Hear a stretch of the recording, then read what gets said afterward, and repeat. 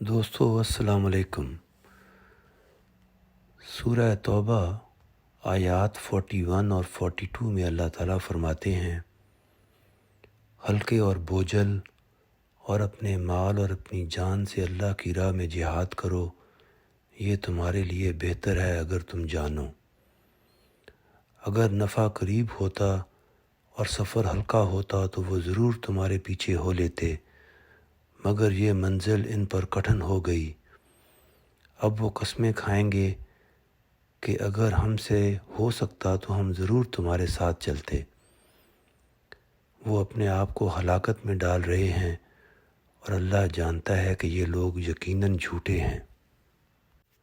دوستو، مولانا وحید الدین خان صاحب تذکیر القرآن میں ان آیات کو کچھ اس طرح ایکسپلین کرتے ہیں۔ وہ لکھتے ہیں، مدینہ کے منافقین میں ایک طبقہ وہ تھا جو کمزور عقیدہ کے مسلمان تھے۔ انہوں نے اسلام کو حق سمجھ کر اس کا اقرار کیا تھا۔ وہ اسلام کی ان تعلیمات پر عمل کرتے تھے جو ان کی دنیاوی مصلحتوں کے خلاف نہ ہوں، مگر جب اسلام کا تقاضا ان کے دنیاوی تقاضوں سے ٹکراتا تو ایسے موقع پر وہ اسلامی تقاضے کو چھوڑ کر اپنے دنیاوی تقاضے کو پکڑ لیتے۔ مدینہ کے معاشرہ میں مومن اس شخص کا نام تھا جو قربانی کی سطح پر اسلام کو اختیار کیے ہوئے ہو، اور منافق وہ تھا جو اسلام کی خاطر قربانی کی حد تک جانے کے لیے تیار نہ ہو۔ تبوک کا معاملہ ایک علامتی تصویر ہے جس سے معلوم ہوتا ہے کہ خدا کی نظر میں مومن کون ہوتا ہے اور منافق کون۔ اس موقع پر روم جیسی بڑی اور منظم طاقت سے مقابلے کے لیے نکلنا تھا۔ زمانہ شدید گرمی کا تھا، فصل بالکل کاٹنے کے قریب پہنچ چکی تھی۔ ہر قسم کی ناسازگاری کا مقابلہ کرتے ہوئے شام کی دور دراز سرحد پر پہنچنا تھا۔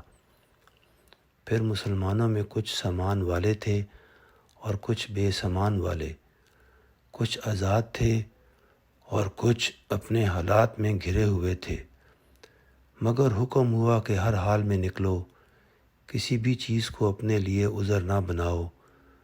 اس کی وجہ یہ ہے کہ خدا کے یہاں اصل مسئلہ مقدار کا نہیں ہوتا، بلکہ یہ ہوتا ہے کہ آدمی کے پاس جو کچھ بھی ہے وہ اس کو پیش کر دے۔ یہی دراصل جنت کی قیمت ہے، خواہ وہ بظاہر دیکھنے والوں کے نزدیک کتنی ہی کم کیوں نہ ہو۔ منافق کی خاص پہچان یہ ہے کہ اگر وہ دیکھتا ہے کہ بے مشقت سفر کر کے خدمت اسلام کا ایک بڑا کریڈٹ مل رہا ہے تو وہ فوراً ایسے سفر کے لیے تیار ہو جاتا ہے۔ اس کے برعکس اگر ایسا سفر درپیش ہو جس میں مشقتیں ہوں اور سب کچھ کر کے بھی بظاہر کوئی عزت اور کامیابی ملنے والی نہ ہو تو ایسی دینی مہم کے لیے اس کے اندر رغبت پیدا نہیں ہوتی۔ ایک حقیقی دینی مہم سامنے ہو اور آدمی عذرات پیش کر کے اس سے الگ رہنا چاہے تو یہ صاف طور پر اس بات کا ثبوت ہے کہ آدمی نے خدا کے دین کو اپنی زندگی میں سب سے اونچا مقام نہیں دیا ہے۔ عذر پیش کرنے کا مطلب ہی یہ ہے کہ پیش نظر مقصد کے مقابلہ میں کوئی اور چیز آدمی کے نزدیک زیادہ اہمیت رکھتی ہے۔ ظاہر ہے کہ ایسا عذر کسی آدمی کو خدا کی نظر میں بے اعتبار ثابت کرنے والا ہے، نہ یہ کہ اس کی بنا پر اس کو مقبولین کی فہرست میں شامل کیا جائے۔ منافقت دراصل خدا سے بے پرواہ ہو کر بندوں کی پرواہ کرنا ہے۔